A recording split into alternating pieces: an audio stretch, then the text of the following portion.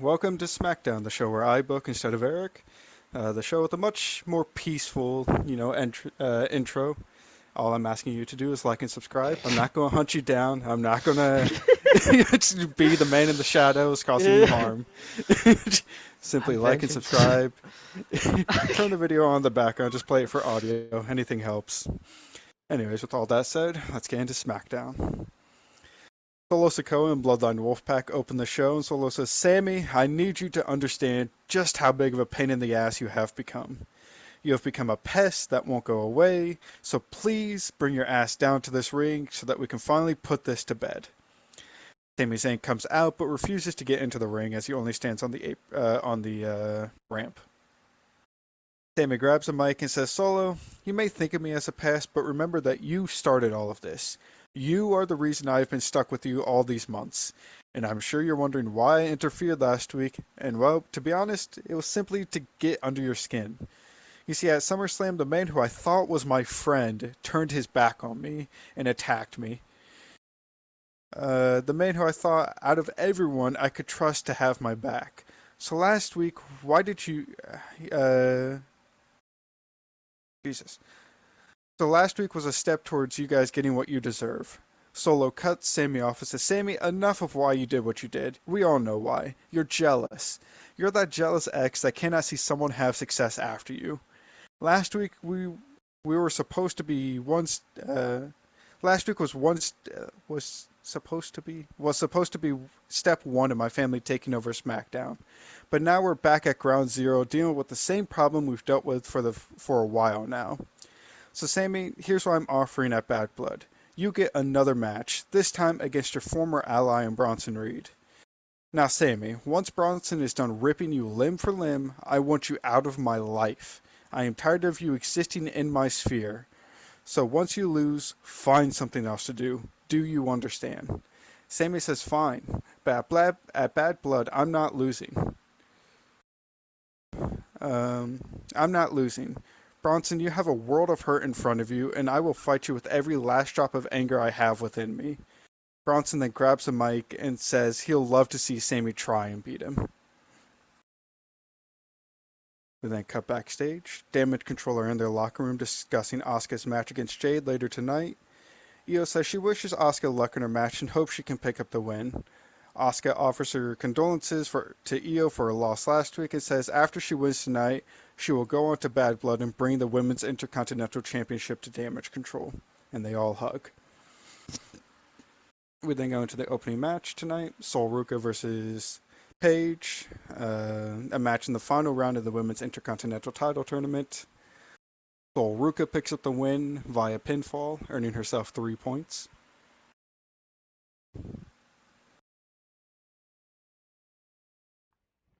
Uh, Oops, I did it again. Did you delete the match? Yep. Okay. Tragic. Yeah, it's fine. Okay. We go backstage. Phenomenal Egos are entering Biggie's office where the New Day are waiting for them. Biggie says, Gentlemen, last week we had a number one contenders match to decide who will be facing the Phenomenal Egos at Bad Blood. The New Day won, and as we all know, this is far from your first meeting, so I brought both teams here for you guys to come up with something special for your match. AJ says, why don't we just do a normal 2v2? Biggie is about to say something. Kofi cuts him off and says, hell no. You guys have cheated us time and time again. So if we're going to go if we're going to go 2-on-2 one more time, we want our payback. Woodston chimes in and says, we're thinking alongside a buried alive match to rid SmackDown of you two fools. Then says, that is completely unreasonable. Biggie knows we are his moneymaker, so he knows that won't happen. Here, if you want your match where we can't screw you over, how about we hang these tiles above the ring and we have ourselves a good old-fashioned ladder match? Biggie then looks over to New Day, who converse amongst themselves for a moment before agreeing to the match. As Phenomenal Egos leave, AJ looks to the New Day and says, if only it were 5 years ago, then I might be concerned about how this match plays out. And Phenomenal Egos leave. We get back to the ring for another match in the first round of the King of the Ring tournament. Swerve Strickland versus Javon Evans. Swerve Strickland wins.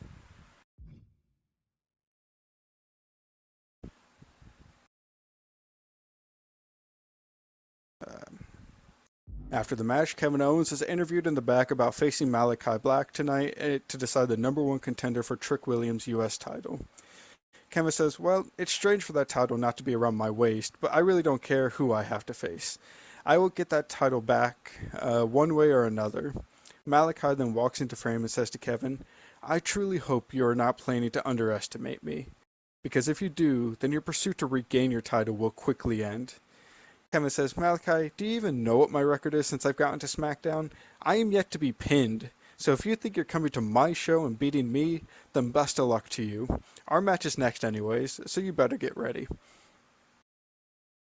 We then see Cody Rhodes is interviewed about Karrion Kross.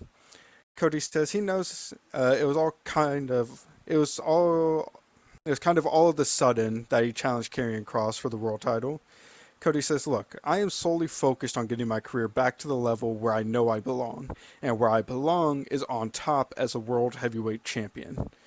Cross then enters frame and says, Cody, Cody, Cody.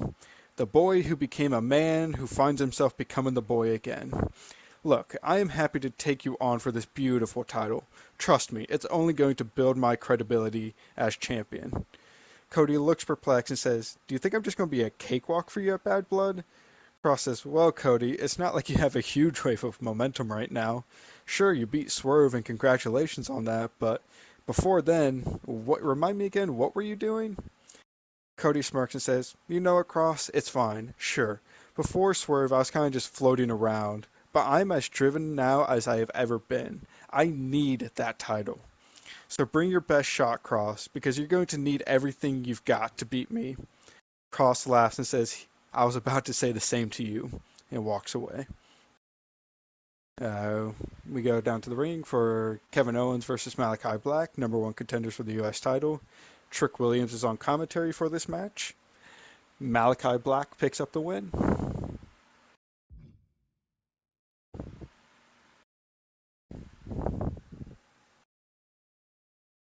We then see Jade Cargill is interviewed about her IC tournament match tonight against Asuka. Jade says, look, I understand that I have already earned my spot into the match at Bad Blood, win or lose, but that does not mean I'm going to be taking a night off. I still want to prove to everyone on this roster that I am the baddest woman around. So Asuka, expect to get the very best of me tonight, because I planned on running through everyone in this tournament, and you're the last hurdle. That championship is mine to win, and I'll be damned if I let anyone get a win over me. Mercedes Moné is then walking around backstage with Team Bad when she is confronted by Big E. Big E says, the woman I was looking forward to seeing. Look, I understand you have to deal with Corey at Bad Blood, but I am desperately wanting those women's tag titles back on SmackDown. I was thinking about having Naomi and Tamina possibly facing the champions at Bad Blood. How does that sound? Mercedes says, that sounds like a great idea. Biggie says, great, well, I'll get the paperwork handled, and I'll be looking forward to what Team Bad can bring for SmackDown at Bad Blood. We then head down to the ring for another first round matchup in the Queen of the Ring tournament, Raquel Rodriguez versus Zarya. Raquel Rodriguez wins.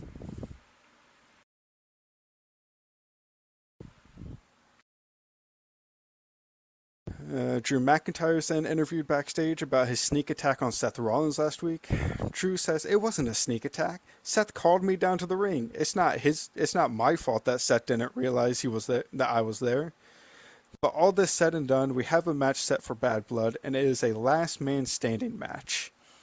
Now, Seth, let me explain something to you. I have no earthly idea why you decided this was the match you wanted, because there's no way you are going to be able to keep me down for 10 seconds.